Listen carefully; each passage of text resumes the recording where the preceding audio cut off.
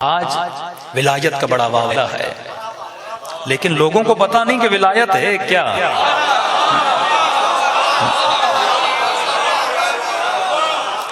ظاہری، کیونکہ ہم لوگ مٹیریل ہیں، مٹیریل مطلب جو ظاہری طاقت ہے وہ ہمیں زیادہ اچھی لگتی ہے۔ مثلا فلموں میں وہ ہیرو اچھا لگتا ہے جو ایک مکہ مارے 6 لوگ زمین پہ گریں، آپ ہیرو اسی کو مانتے کیونکہ ہم مٹیریل ہیں۔ ہمیں خیبر اچھا لگتا ہے کیونکہ علی بچھاڑتے ہوئے نظر آتے ہیں۔ ہمیں مرحب کی جنگ سننا اچھی لگتی ہے، عمر بن عبدوت کو گرانا اچھا لگتا ہے کیونکہ ہمیں مٹیریل لوگ ہیں۔ مولا کا وہ پاور جس کا تعلق مولا کے جسم سے ہے وہ ہمیں زیادہ اچھا لگتا ہے۔ لیکن کچھ ایسی جنگیں جس میں ظاہراً اہل بیت ہار گئے ہیں وہ ہمیں اچھے نہیں لگتے۔ زیادہ تر فلم بنائی جائے تو خیبر اچھی لگے گی یا مولا حسن کی جنگ اچھی لگے گی؟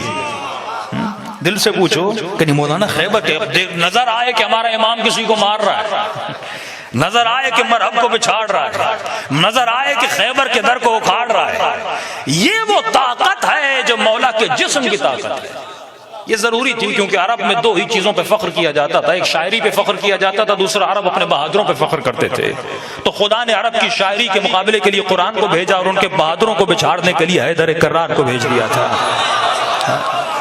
یہ دونوں پاور ضروری تھے لیکن حقیقت میں پاور علی یہ نہیں تھا، کیونکہ تجھے دنیا میں بھی بڑے بہادر ملیں گے جو 1-10 کے مقابلے میں جائیں، 10-20 کے مقابلے میں جائیں، چھوٹے چھوٹے لشکر تاریخ میں اتنے ملیں گے جنہوں نے بڑے بڑے لشکروں کو بچھاڑ دیا۔ لیکن اصل علی ابن ابی طالب کی طاقت کیا تھی جو طاقت مولا نے سلمان کو دی؟ سلمان تو کوئی بڑا لڑاکو نہیں تھا، سلمان نے تو کسی مرحب کو نہیں بچھاڑا، سلمان نے تو کسی اندر کو نہیں بچھاڑا، لیکن سلمان ایمان کے 10ویں درجے پر کیوں تھا؟ وہ کون سا پاور ہے جو 100 سال کے سلمان کے پاس ہے جس کی وجہ سے 10ویں درجے پر ہے؟ یعنی سلمان مالک سے بھی آگے ہے، مالک جنگجو تھا لیکن سلمان کے پاس وہ کون سا پاور تھا؟ سلمان کے پاس مالک سے زیادہ عقل کا پاور تھا، ابو ذر سے زیادہ عقل کا پاور تھا۔ یہ کون سا پاور ہے جو منبر سے بیان نہیں کیا جاتا؟ وہ پاور جس کی وجہ سے علی علی ہے، وہ پاور جس کی وجہ سے حسین حسین ہے۔ فرمایا تم نے علی کی تلوار کو لڑاتا ہوا دیکھا ہے، لیکن ایک مرتبہ آؤ میدان جنگ میں جب مولا اس کے سینے پر سوار ہے اور وہ مولا کے چہرے پہ لعب دہن پھینکتا ہے، فرمایا ہر جنگ جو ہوتا تلوار چلا کہ اس کا سر قلم کر دیتا، لیکن علی نے کھڑے ہو کر بتایا جس کے وجود میں عقل ہوتی ہے وہ اپنے غصے پر کنٹرول کرتا ہوا نظر آتا ہے۔ یہ وہ پاور ولایت ہے کہ دیکھو علی طاقت کے ہوتے ہوئے تلوار نہیں لڑا رہا۔ آج کا جوان سوال کرتا ہے گھر پہ آگ لگ گئی علی نے تلوار کیوں نہیں اٹھائی؟ تلوار اٹھانا تو تقاضا بشری تھا، تو بھی ہوتا تیرے گھر پہ حملہ ہوتا تلوار اٹھاتا، کوئی تجھے گالی دیتا تو اسے مارتا، لیکن علی نے اپنے وجود پہ کنٹرول کر کے بتایا کہ جس کے وجود پہ کنٹرول ہوتا ہے پھر اسے حق ہوتا ہے کہ وہ امت کا امام بن سکے۔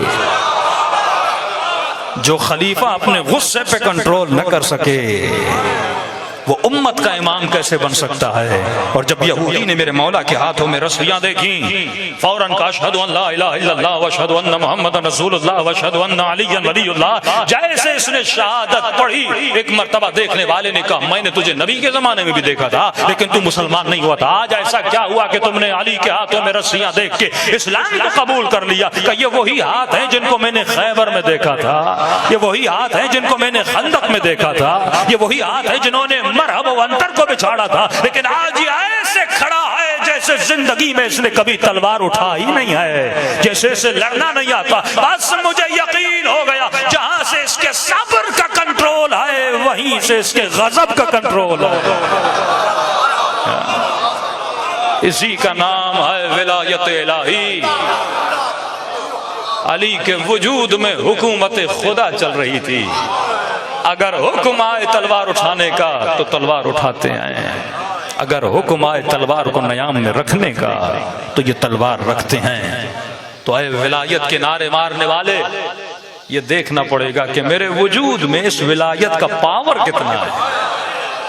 یہ اصل ولایت، ولایت یعنی حکومت۔ حکومت اپنے جسم پہ وہی کر سکتا ہے جس کے وجود پر عقل حاکم ہو۔ نقل والے علی والے نہیں ہوتے، عقل والے علی والے ہوتے ہیں۔